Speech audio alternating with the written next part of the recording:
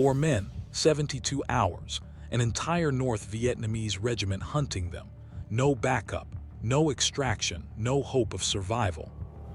This is the story the Australian government kept classified for 37 years, because what those 4 men did in the jungle contradicts everything you've been taught about warfare, about human limits, about what's possible when the alternative is death.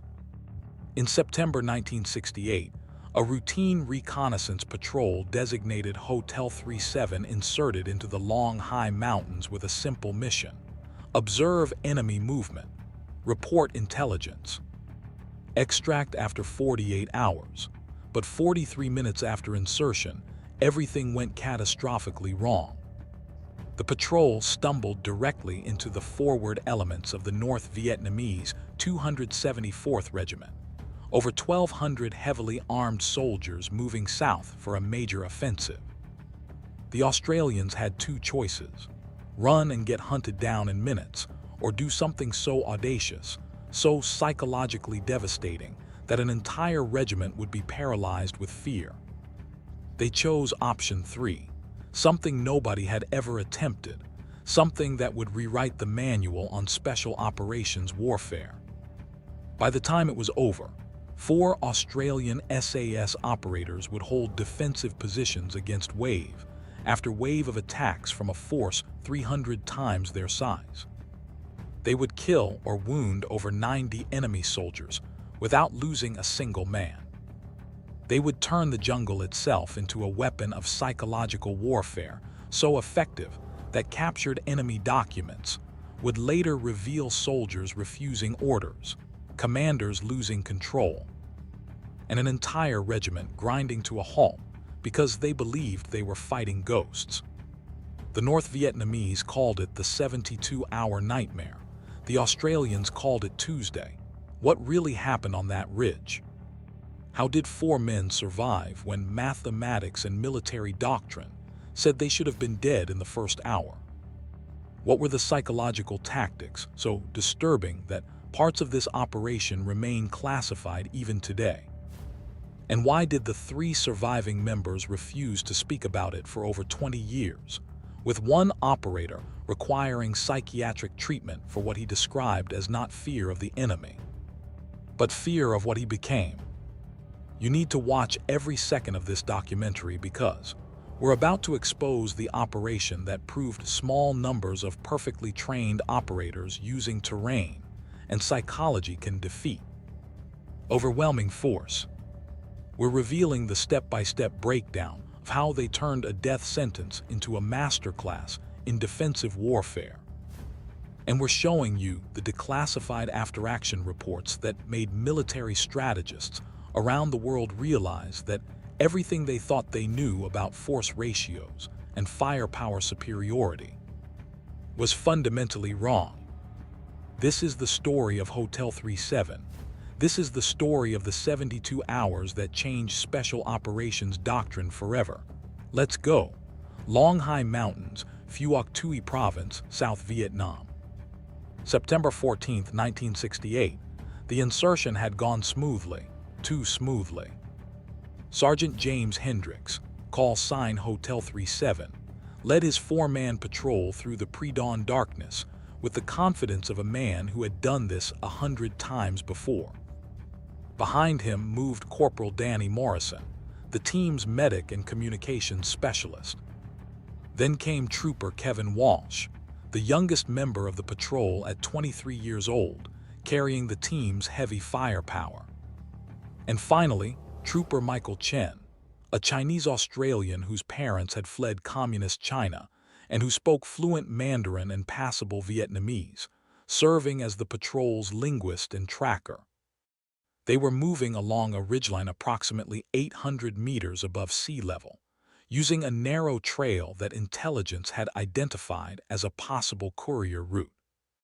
The mission parameters were straightforward: establish observation post overlooking the valley to the east, monitor enemy movement for 48 hours, photograph any significant troop concentrations or supply convoys, radio intelligence back to base, extract on the morning of September 16th.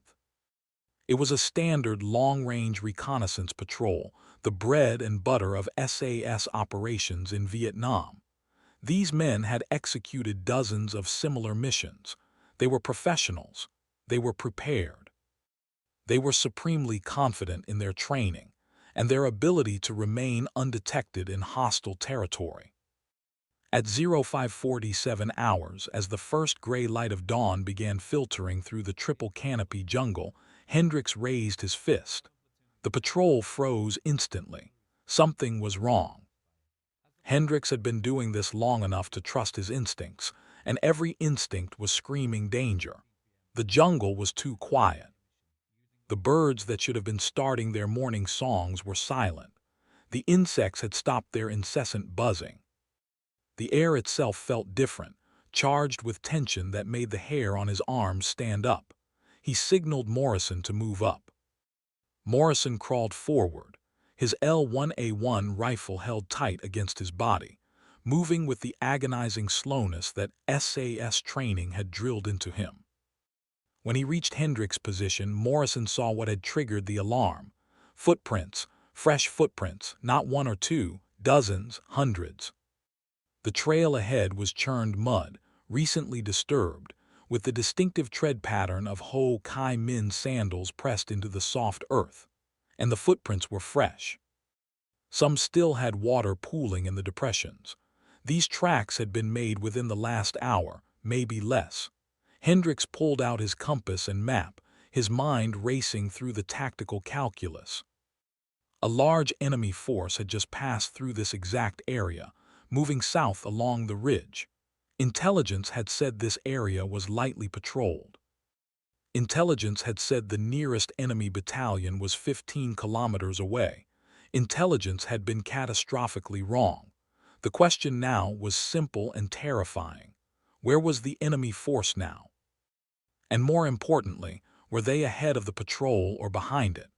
Morrison leaned close and whispered directly into Hendricks' ear, his voice barely audible even at a distance of inches. "We need to extract. This many tracks means at least company strength, maybe battalion. We're compromised." Hendricks shook his head slowly. They hadn't been seen yet. If they called for extraction now, the helicopters would announce their position to every enemy soldier in 10 kilometers. And if there was a battalion-sized force nearby, the extraction would turn into a shooting gallery. The choppers would be sitting ducks. No, they needed to hide, assess the situation, and figure out what they'd stumbled into. Hendricks made the decision. Hand signals only. Move off the trail. Find cover. Go to ground and observe. They had 48 hours of rations and ammunition. They would hide, figure out what was happening, and extract when it was safe. The patrol moved with agonizing care, stepping off the trail and into the dense undergrowth, each man placing his feet with the precision of a surgeon, feeling for twigs, testing weight distribution, taking sometimes a full minute to complete a single step. They moved 30 meters off the trail and found a position that offered both concealment and a clear view back to the path. A dense thicket of wait-a-while vines and bamboo created a natural blind. Large boulders provided cover and potential defensive positions if things went bad. A steep slope behind them offered an escape route down the mountain if necessary. They had been in position for less than 15 minutes when Walsh, who was watching the trail through a tiny gap in the vegetation, suddenly went rigid. He didn't signal. He didn't move. He simply stopped breathing. The other 3 operators noticed immediately and froze in place, their bodies becoming statues, their minds screaming questions but their training keeping them absolutely silent. Then they heard it. Voices, lots of voices, the sound of equipment rattling, the distinctive metallic click of weapons being handled, and footsteps, the rhythmic thud of hundreds of feet walking in formation. Through the small gaps in the foliage, the Australians watched as an entire North Vietnamese Army company walked past their position. 120 men moving in tactical column, weapons at the ready, clearly alert and expecting contact. They were not a ragtag guerrilla force. These were professional soldiers. NVA regulars, well-equipped, well-trained, disciplined, and they kept coming, another company, then another, then supply porters carrying heavy loads. Then what looked like a command element with radio operators and officers studying maps. The Australians counted silently, their hearts hammering but their bodies perfectly still. 100 men. 200, 300, 400. The enemy column took 43 minutes to pass. 43 minutes of absolute terror, as 4 Australian operators lay less than 30 meters from an entire regiment on the move. When the last soldier finally disappeared around a bend in the trail, Hendricks slowly, incrementally slowly, turned his head to look at Morrison. His eyes asked the question. "What the hell do we do now?" Morrison's eyes answered. "We're in deep trouble." Hendricks gave the hand signal for security halt and extended observation. They would remain in position, maintain absolute silence, and try to figure out what they had stumbled into. Over the next 2 hours, they watched and listened as more enemy elements moved past. By 0900 hours, they had counted elements from at least 3 different battalions. This wasn't a company-sized patrol. This was a full regimental movement. Over 1,200 enemy soldiers were using this exact trail, moving south, clearly preparing for a major operation. At 0915 hours, Morrison carefully assembled his radio antenna, keeping every movement slow and deliberate to avoid creating any noise or motion that might be visible from the trail.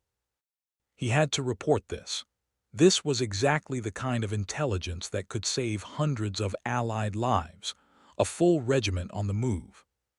He whispered into the handset, his voice so quiet that Hendricks, sitting 2 feet away, could barely hear him. "0, this is Hotel 37. Contact report. Multiple enemy battalions.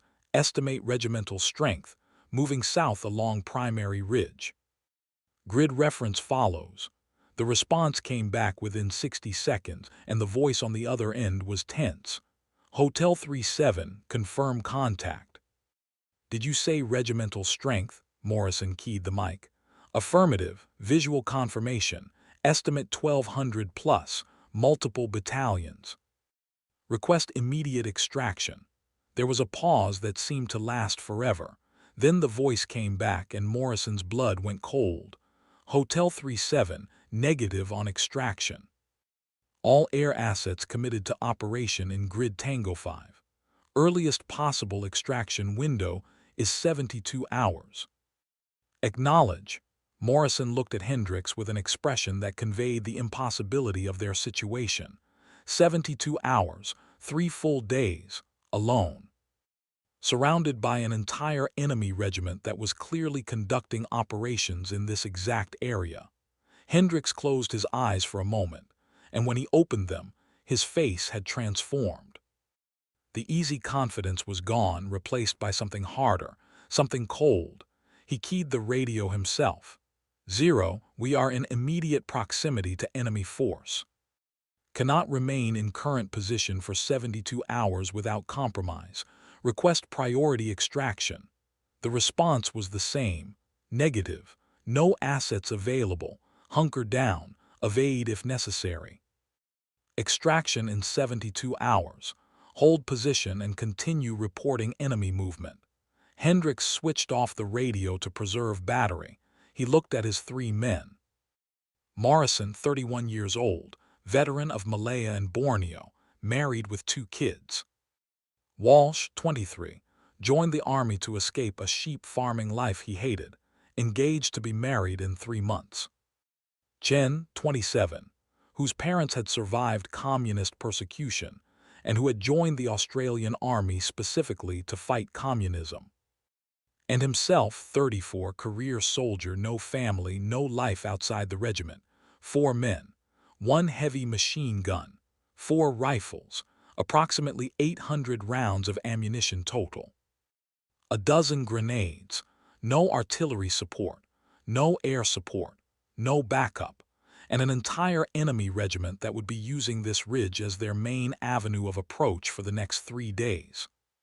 The tactical situation was impossible.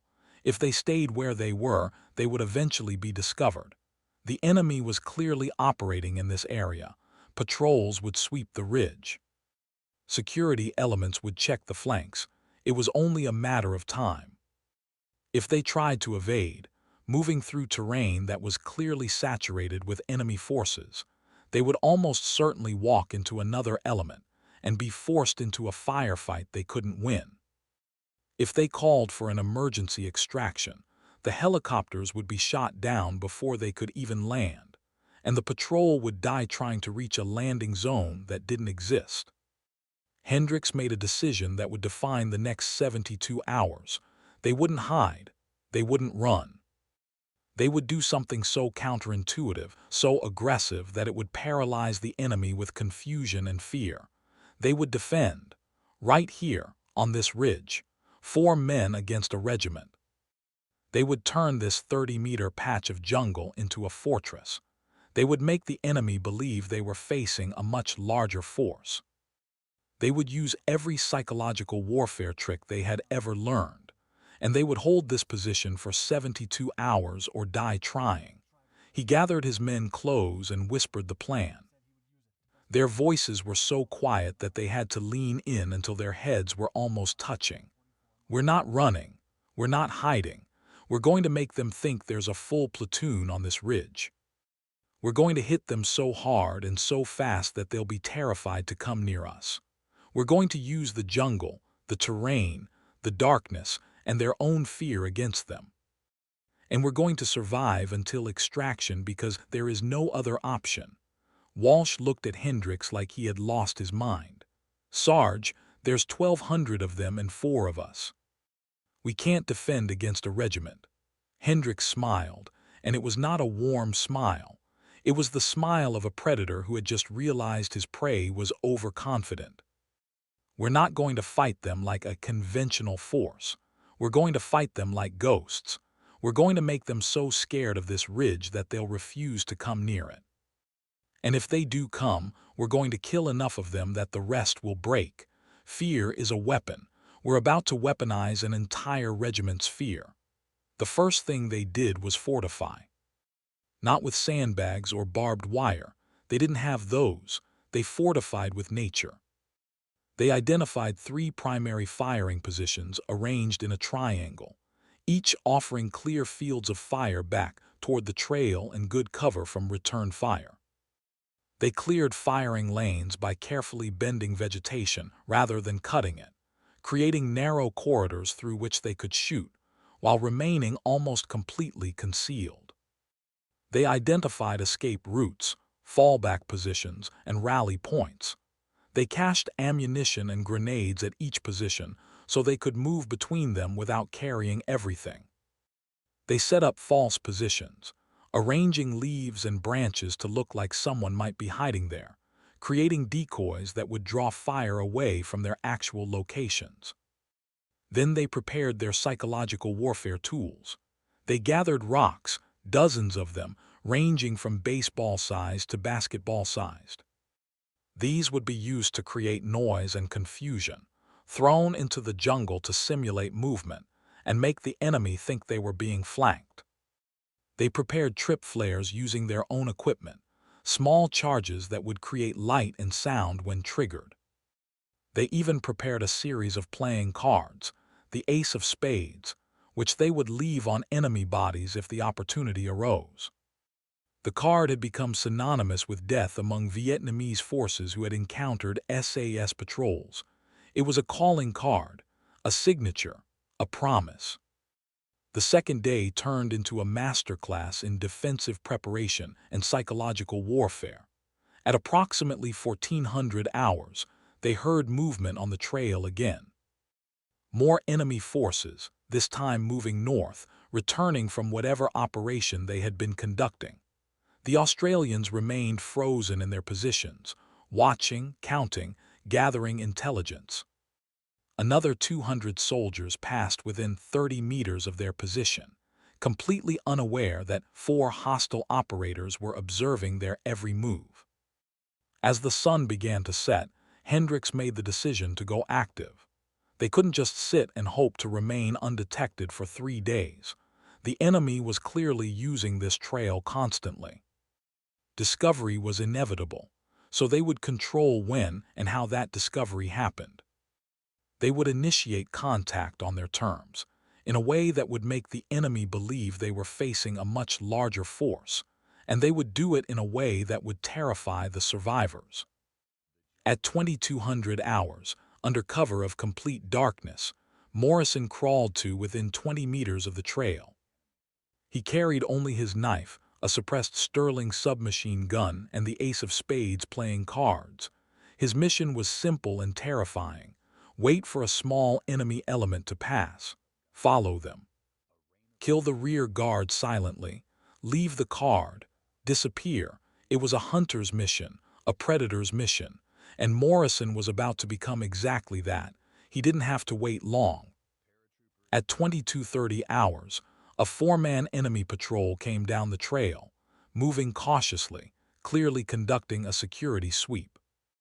Morrison watched them pass, his heart rate controlled, his breathing shallow, every sense heightened to an almost supernatural level. When the last man in the patrol had passed his position, Morrison rose from the undergrowth like a ghost, materializing from darkness. He moved behind the rear guard with movements so fluid and silent they seemed to defy physics. When he was close enough to smell the fish sauce on the man's breath, Morrison struck.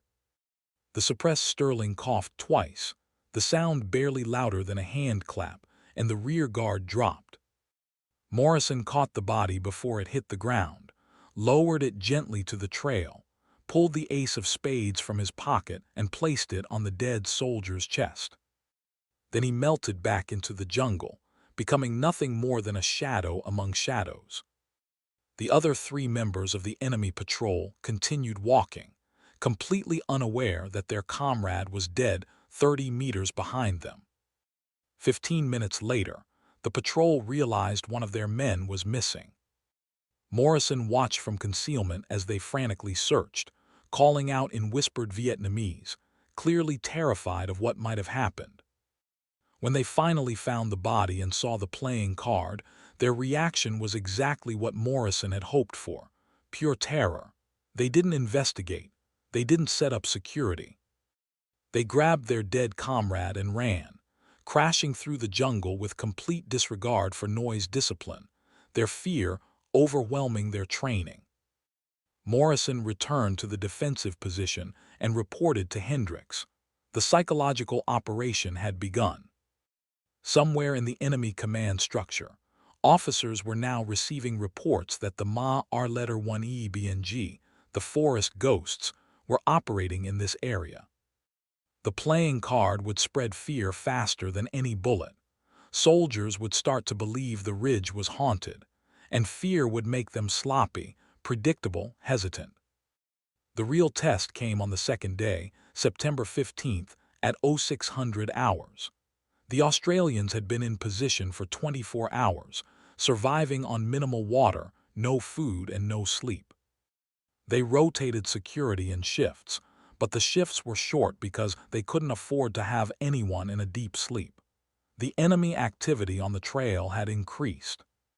Clearly, the regiment was consolidating in this area, preparing for whatever operation they had planned. Then Walsh, who was on security, saw something that made his blood run cold. An enemy patrol was moving off the trail, sweeping the flanks, checking the exact area where the Australians were hidden. 6 men moving in tactical formation, weapons ready, clearly looking for something. Looking for whoever had killed their comrade the night before.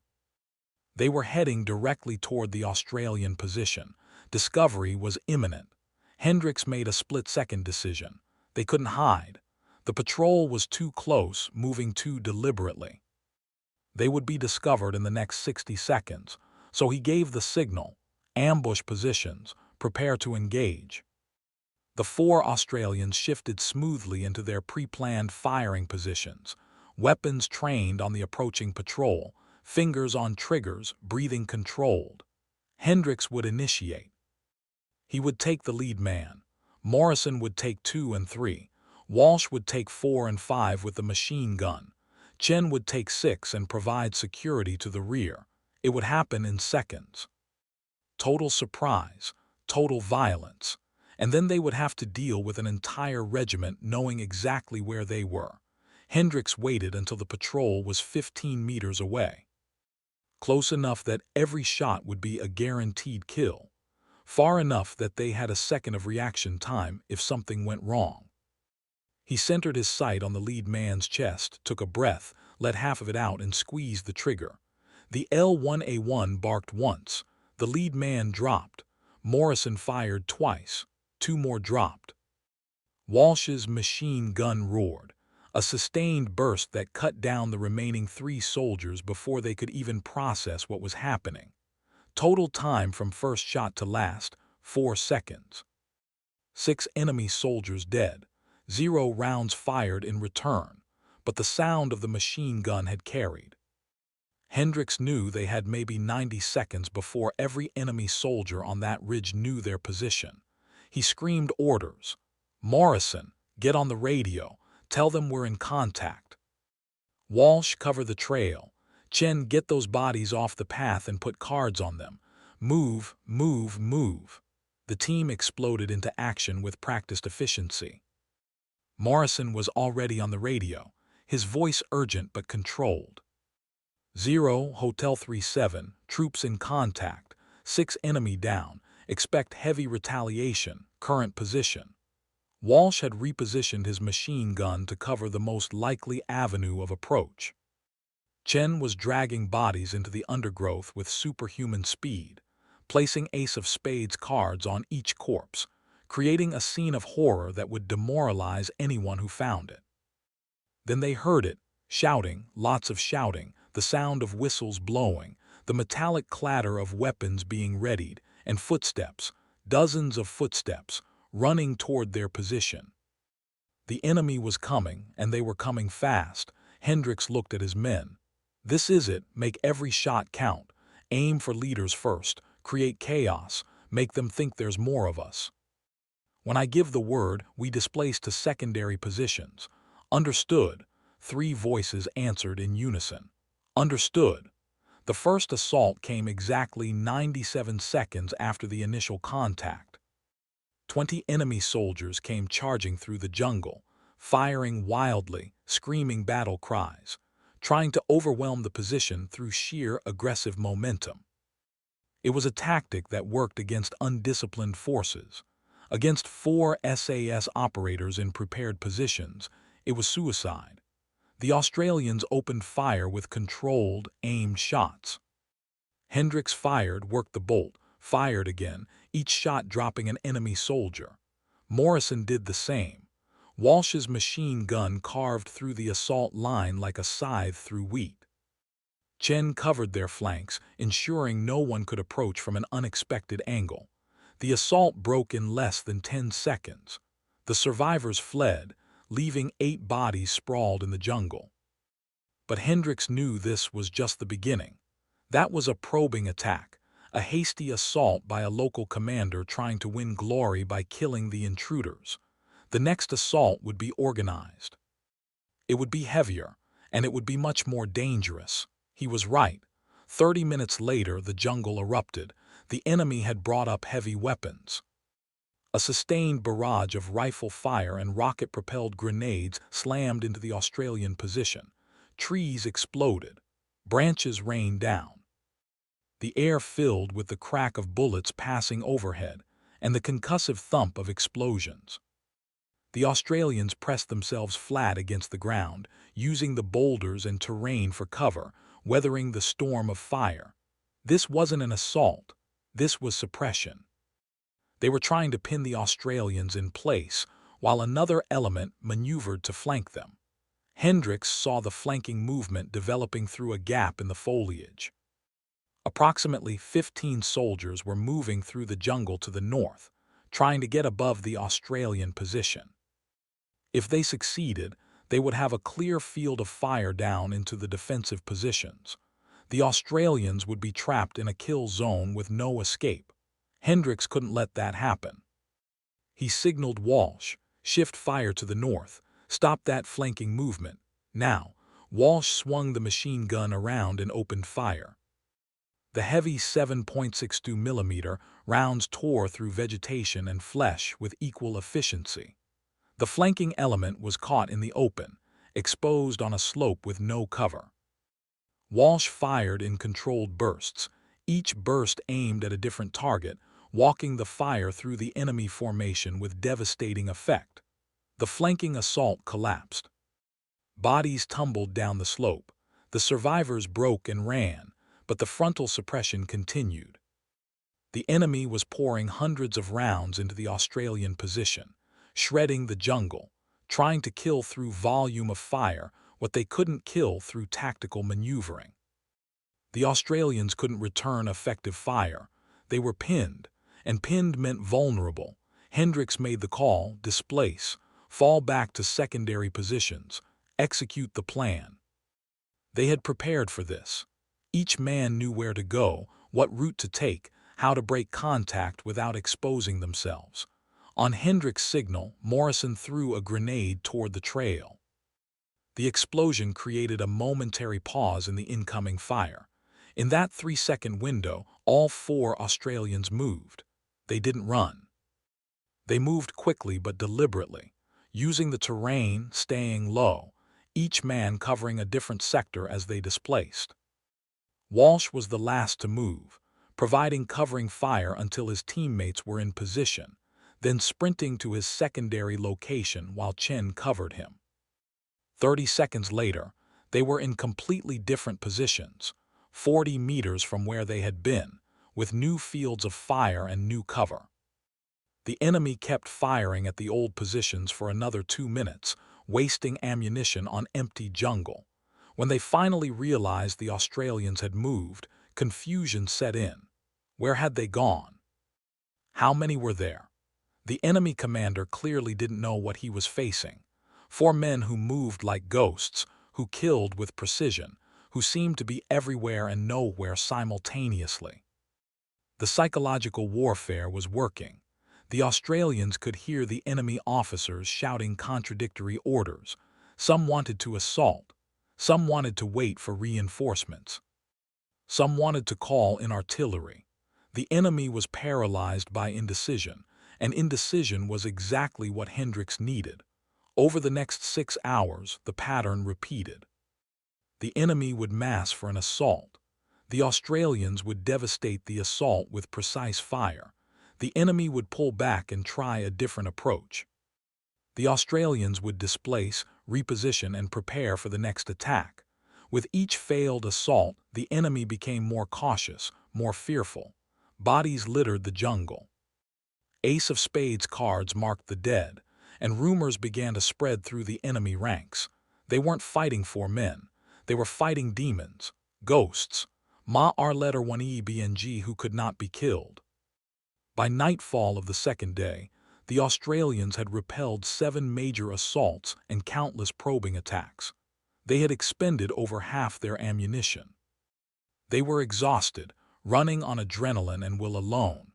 But they had killed or wounded an estimated 60 enemy soldiers, and more importantly, they had broken the enemy's will to attack.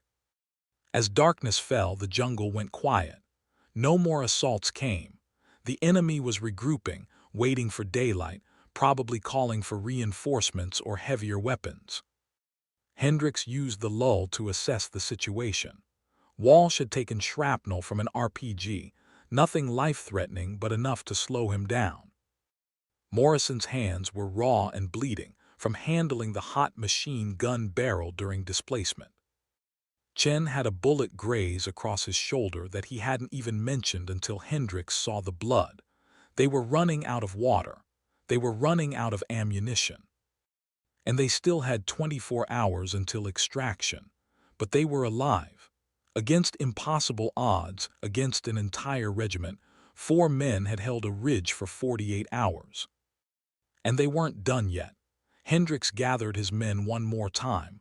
Tomorrow they'll come with everything. They can't let us live. We've embarrassed them. We've killed too many.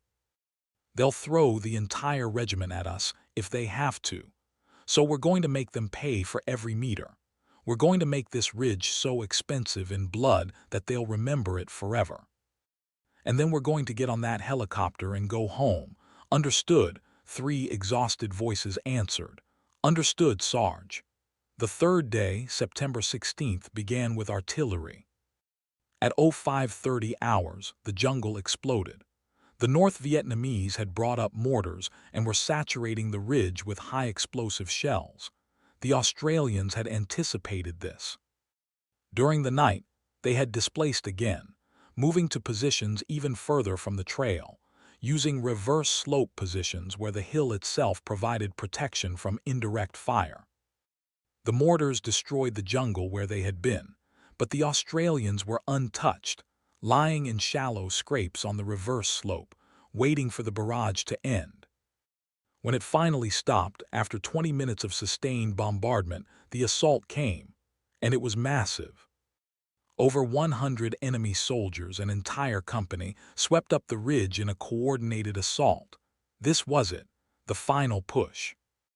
The enemy was committing overwhelming force to eliminate the ghosts once and for all. Hendricks watched them come. He let them get close, closer, dangerously close. He waited until they were committed, until they had moved past the point where they could easily withdraw, until they were climbing the final slope toward where they thought the Australians were positioned. Then he sprang the trap. The 4 Australians opened fire from their reverse slope positions, catching the enemy assault from an unexpected angle, shooting downhill into the packed mass of soldiers. It was a slaughter. The machine gun fired until the barrel glowed red. The rifles fired until they were too hot to touch. Grenades rolled down the slope into the enemy formation. The assault broke, shattered by fire coming from positions that shouldn't have existed. But the enemy rallied. Officers screamed orders. A smaller element, maybe 20 men, broke off and tried to flank around the ridge. Chen saw them coming. He was alone on that flank, 1 man against 20. He waited until they were in the kill zone he had prepared, a narrow defile between 2 large boulders where they would have to pass in single file. Then he opened fire. The first 3 men dropped. The others tried to push through, thinking they could overwhelm 1 man with aggression. Chen switched to grenades, rolling them into the defile, using the terrain to amplify the explosions.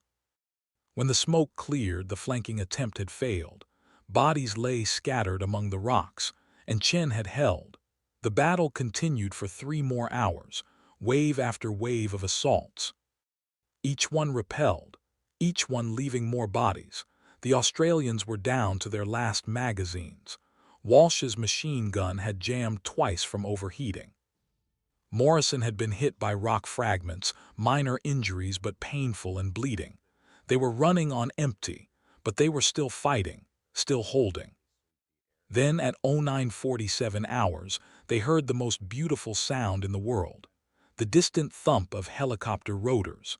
The extraction birds were coming. Morrison was already on the radio, talking the helicopters in, giving grid coordinates, describing the tactical situation. The pilots' voices came back calm and professional. They were coming in hot. Gunships would provide cover. The slicks would land on a small clearing 200 meters west of the current position. The patrol had 4 minutes to get there. Hendricks gave the order. Fighting withdrawal. Leapfrog back to the LZ. Morrison and Chen would move first while Hendricks and Walsh provided cover. Then Hendricks and Walsh would move while Morrison and Chen covered. They would bound back, section by section, maintaining fire superiority until they reached the extraction point. It was a maneuver they had practiced 100 times. They had never practiced it while an entire regiment was trying to kill them, but the fundamentals remained the same. The withdrawal was chaos. The enemy realized the Australians were moving and pressed the attack. Bullets snapped through the air. RPGs exploded. Hendricks and Walsh fired constantly, emptying magazine after magazine, keeping the enemy's heads down while Morrison and Chen moved. Then roles reversed. Morrison and Chen fired while Hendricks and Walsh bounded back, 50 meters, 100, 150. The extraction point was close, so close, Walsh went down. An AK round caught him in the leg, shattering his femur. He screamed, a sound of pure agony, and collapsed. Hendricks didn't hesitate. He threw Walsh over his shoulder in a fireman's carry and kept moving. Walsh was a big man, over 90 kilograms, and Hendricks was running uphill carrying that weight plus his own gear while bullets cracked past his head. It should have been impossible. It was. But he did it anyway because the alternative was leaving Walsh to die, and that was not an option. They reached the clearing at 09:53 hours. The helicopters were 30 seconds out. Morrison popped smoke, marking the LZ. Purple smoke billowed up through the canopy. The gunships came in first, miniguns screaming, rockets blazing, suppressing the enemy pursuing the patrol. Then the slicks dropped in, rotors hammering, door gunners firing. The 4 Australians, or what was left of them, stumbled toward the helicopters. Hendricks carried Walsh. Morrison supported Chen, who had been hit during the withdrawal and hadn't said a word about it. They threw themselves into the helicopter, landing in a tangle of bloody, exhausted bodies. The helicopter lifted off at 09:56 hours. Enemy fire followed them up, bullets punching through the thin aluminum skin, but the pilots kept climbing, banking hard, getting them out of range. In the cabin, Hendricks lay on his back, gasping for air, his body screaming in pain, his mind still locked in combat mode. Walsh was being treated by the crew chief, morphine already dulling his agony. Morrison and Chen sat against the bulkhead, their faces blank, their minds processing what they had just survived.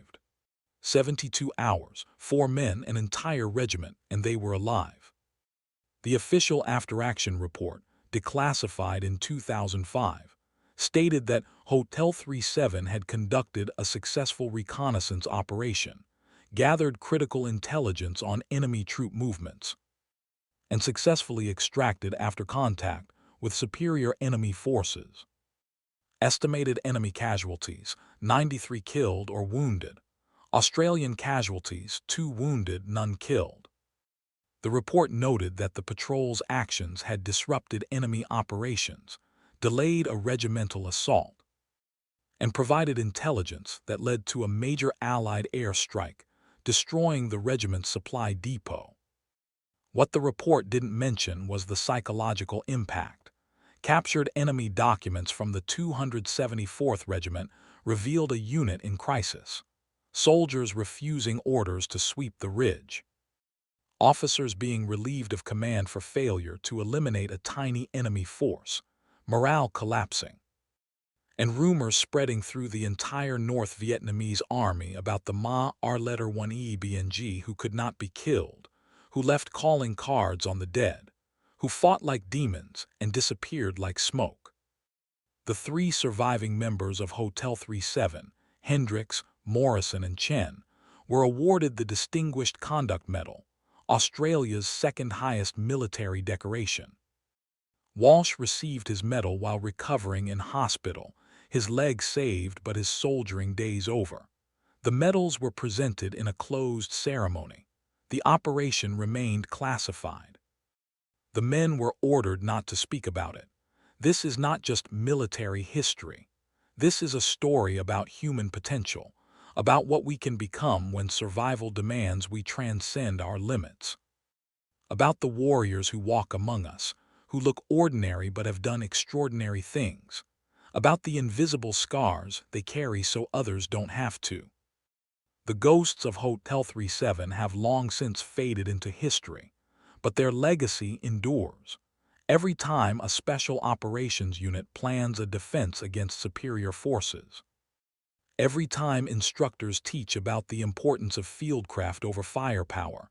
Every time soldiers learn that the mission matters more than the odds, the ghosts are there, teaching, inspiring, reminding us that impossible is just a word, and that 4 determined men can change history. 72 hours, 4 men, 1 ridge, an entire regiment. The numbers said they should have died. They decided otherwise. And that decision, that refusal to accept the inevitable, that absolute commitment to survival and mission, that is the legacy of Hotel 37. That is the lesson that will be taught for generations. That is the story that deserves to be told.